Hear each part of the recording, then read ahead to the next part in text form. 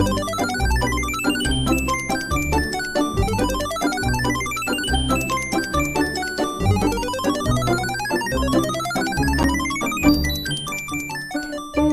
back to Radio Taiwan International. You're listening to Geek Out. What's your cup of tea, tickles your fancy, or floats your boat? Join us as we share passions from people in Taiwan and around the world. I'm your host, Michelle Cheng, and today in the studio we have my very good coworker, Phil Leskovsky. Hello and greetings to everybody, and thank you, Michelle, for having me. Yeah, so what are we geeking out about today? We're geeking out about my trip home, apparently, so let's do it. Yeah, I really, I'm actually very curious myself, because Phil has just taken, how long were you there? 3 weeks. 3 weeks, home in Slovakia. Yes. Yes. Correct. Well, at the time of recording, it is the month of September. So you went home. Everybody has different reasons for visiting places, but it wasn't to go visit family? Oh, visit family, friends, and, you know, do the ritual of just being back, enjoying the presence of my animals, doing all the yard work that needs to be done, painting stuff. We saw pictures of your dog. Oh, oh man, miss her. I know. Yes, of course, the animals are like number 1, 2 on the list of stuff you miss when you leave home. Sorry, Mom and Dad.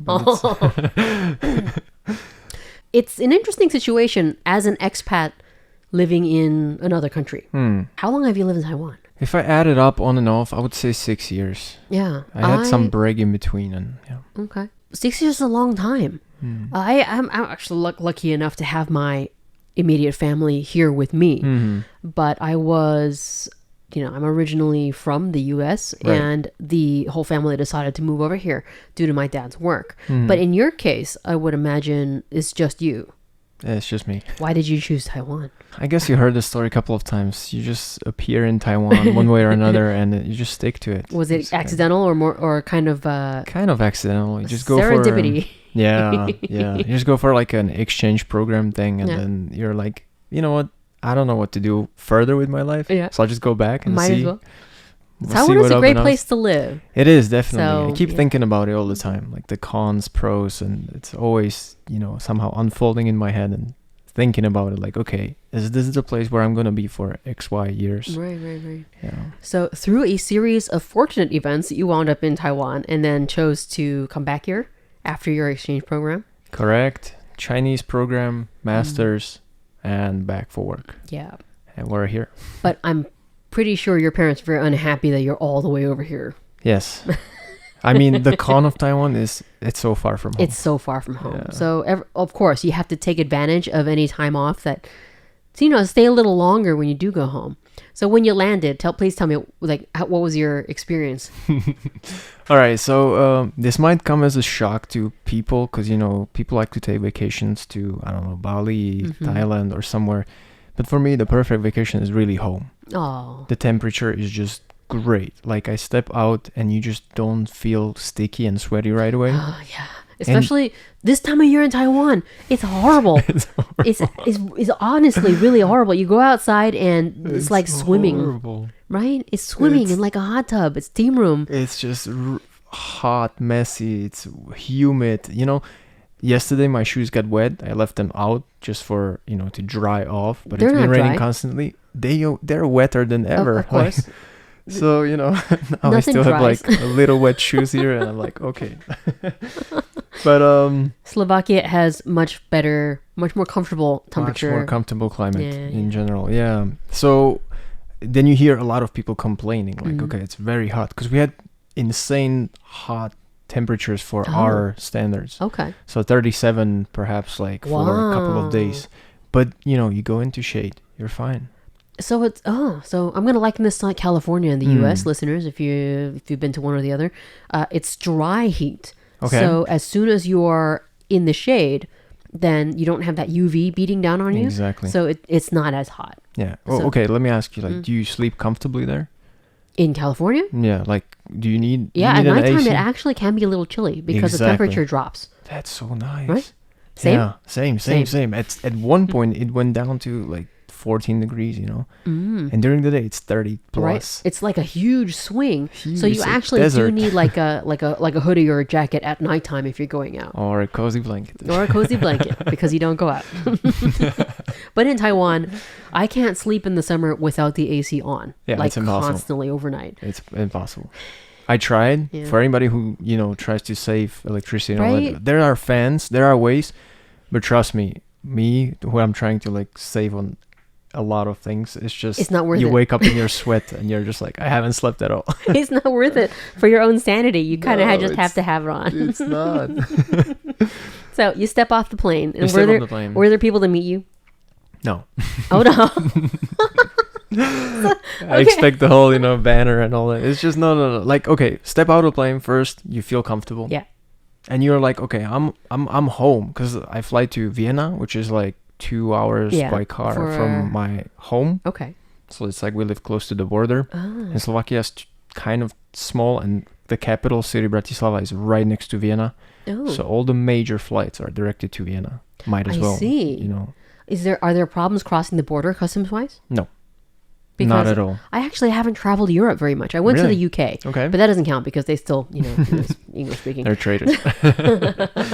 But you could just take trains and drive cars back and forth between the countries, and there's not really a... No, nobody checks you unless they have like a reason or something. But especially when you have this passport and they see it's Slovakia, it's right there. So they know that you're just there getting off the plane, and as soon as you step out, you're going back home. Right. Okay. So they don't have a reason to even hold you. And it feels good, because now you're like, okay, I feel this is my territory. Like, you have the biometric passports. You don't even talk to a person, you just put it on the scanner. It scans, and you're home. You step out comfortable, you're pulling your luggage. Then I take a bus, meet up with my dad in Slovakia, so he doesn't have to come all the way. Oh yeah. And just greet. One of the things I really have to mention here, I feel like it's suitable, we hug. There's culture of hugging. You see people you haven't seen for a long time, you show it appropriately. It's a very Western thing. It's very Western thing. Same with the United States. Most people, if you haven't seen each other for ages, then you hug. You say, oh my God, I missed you, or I love you, that kind of thing, right? But in Taiwan, it's very... I feel like a lot of the time people are very like restrained. Distant a little, yeah. I mean, they'll just like wave at you when they see you and stuff. It There's can no drive hugging. me furious. Like, I haven't seen you in months. How can you... This wave doesn't cut it, Right? Do something more. I think maybe emotionally conservative. Constriction. It's I don't just know. different culture, and I kind of get it. But it doesn't feel human, It doesn't feel personal at all. Yeah. So one thing we have to do is to spread the hugging awareness. Oh yes, here. love. Must spread love. Yes. So you got home. I got home. Yes, you embraced your father. You made it back to your house. Is it the same house? It's the same house. Nothing has changed at all. We do the same ritual of me getting out a little before we enter the gate, and so the dog can have the initial surprise because she doesn't know what's coming. Yeah. There's a little distant from a barking from distance, and then she starts sniffing and gets all on her back, starting crying. I was like, I know this person, I know this smell, but he hasn't been here for so long. I love those videos where you see dog and person reunited, and the dogs are usually just losing their minds. They're losing their minds from being so happy, just crashing into everything, being way too happy. It's always a beautiful feeling. Yeah. And then there's not much better of a welcome home than a dog welcome. No. Yeah, not in my opinion. Nobody can argue with that. No, definitely. It's always the same. It's full of enthusiasm, whether it's a day, month, right? A year. Yeah. Okay, a year might be a little more noticeable, but still. Yeah, it's the same. Even if I've just been to work today. So you got home. What did you do? Your 3 weeks. All right. So I'm not much of a sleeper on the planes.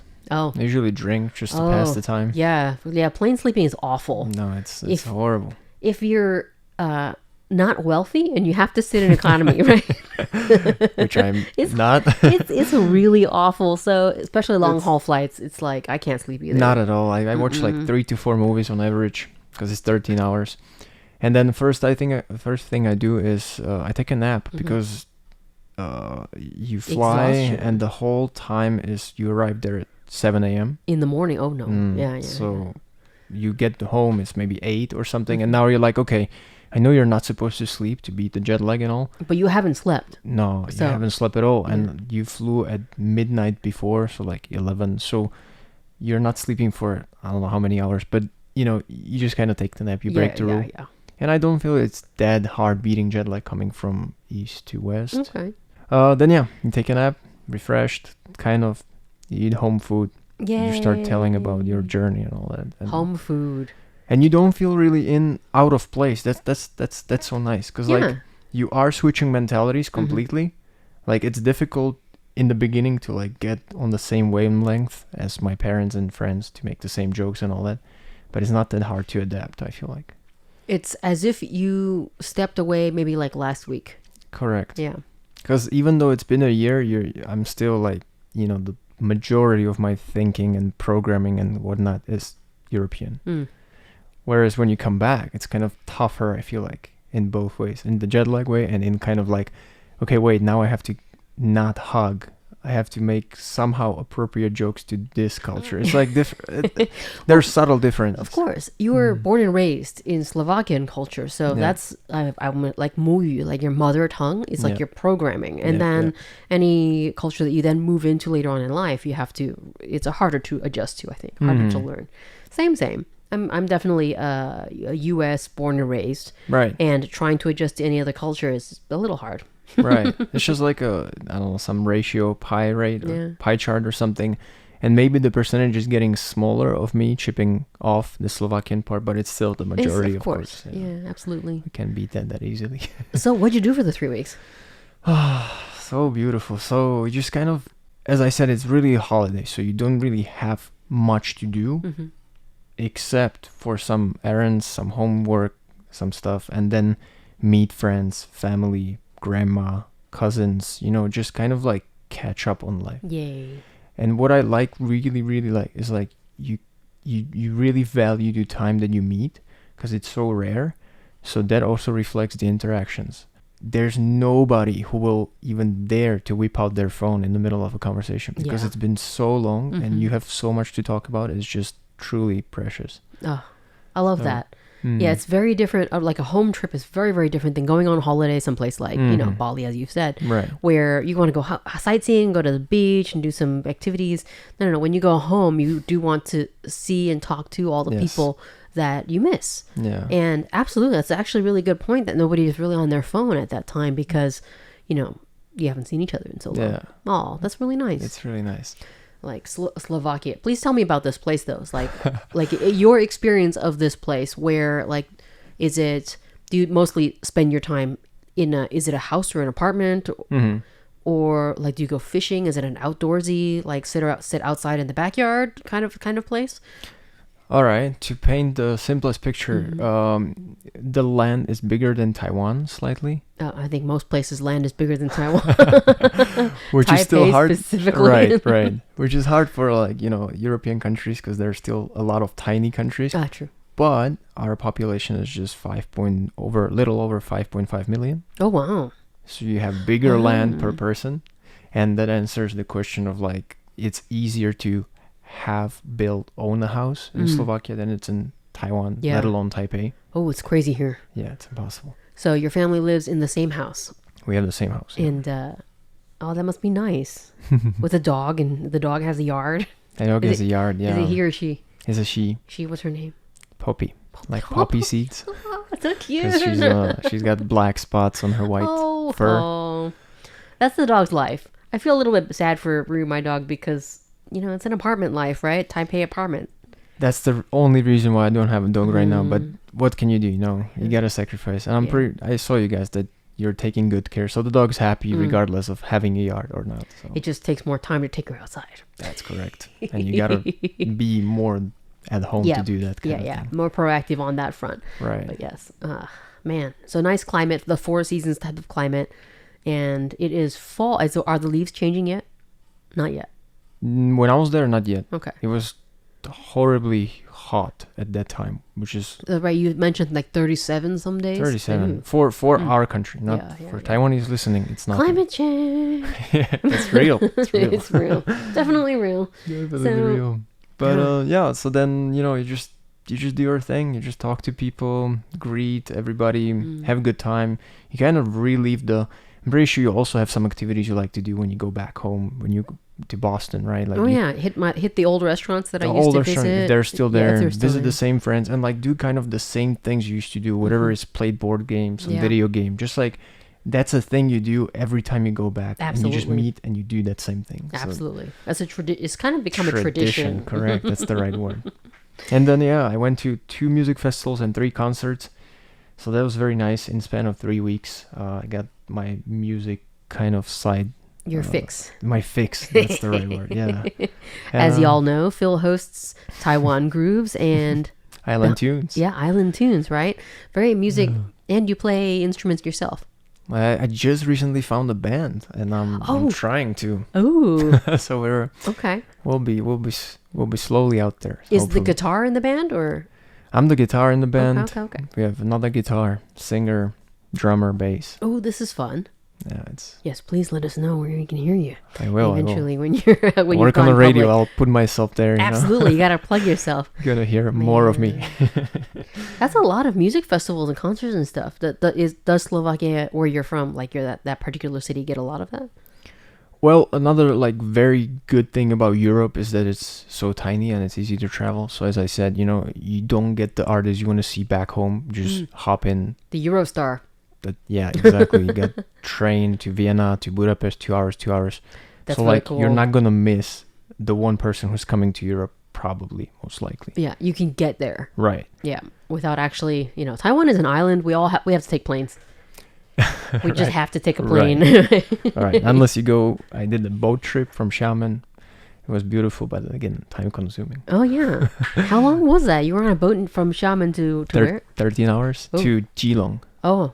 It was a long time. It's like a long haul flight. They give you like a sleeping thing. Oh. So it's good arrangement. You see the sun come up and all that. It's a really good trip. It's just, it's not sustainable when you're going to go to Europe. Obviously. Boat trip and then 3 weeks of train or 2 weeks of train. Right. Oh. So anything particularly of note? Any people of note that you really enjoyed seeing or doing while you were home? Of course, it's always the same kind of people, friends. Like, it's some people are, they evolve to the next stage, family, friends. So you see less of them. You see their life change, kind of. People get a little wrinkly or gray-haired.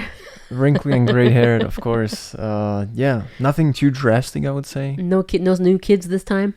There's been a couple additions, yeah. Okay. But nothing too, like, no sad stories that somebody was lost due to some substances or something happened. Nothing too crucial, nothing too life-changing. Super sad stories. No. Good. So all good, kind of like same old, and that's what I like to keep. And like you meet and you kind of talk like how you've been and what you did. When it's like one-on-one, you go deeper in it. But when it's a group, those things go aside. It's just pure fun. Yeah. And that's really one thing I want to highlight about Slovakia and going back home is why it's like I get so much fun and laughs that it's hard to come by here. And I don't think it has to do that people are not as funny or something. It's just the whole years you developed having those inner jokes inside, humor, and like the growing up together. It just all comes together. You meet and you just laugh your butt off. It's growing up together. That childhood friends are like really long time friends. I love how, I might not talk to my childhood friends for months and months at a time, but the minute we see each other again, it's like nothing's changed. Rekindled, right? Exactly, right? Except, people have grown a few new white hairs or whatever. It's kind of like how should I say? It's kind of like a fast forward or a time jump. Right. But yes, the essence of the relationships are exactly the same. Are they always jealous of you when you come back and you got those perfect Asian genes and not aging at all? Okay, to be fair, I have been told that I do not age, which is absolutely not true because I feel it in my back. Oh, but it's inner thing, It's Yeah. like you can't tell. Thank you. The Asian persuasion. I forget what it's called. I'll remember it at some point. But yeah, for expats who live out away from their home country for the vast majority of the time, there is really something special about going home. It's home after all. Yeah, absolutely. Shout out to friends, family, Phil's family. Say thank you so much for giving him back to us. I was reluctant to come, to be honest, but it's good here. Yeah, it's very good here. It was really good at home as well. Yeah, absolutely. Well, more to look forward to for your next trip home. Definitely. Thank you for having me once again. Yeah, thanks for geeking out with me. And thanks, listeners, for tuning into Radio Taiwan International. I'm Michelle Chang, and I'll be back next Thursday with another episode of Geek Out. Bye. Bye-bye.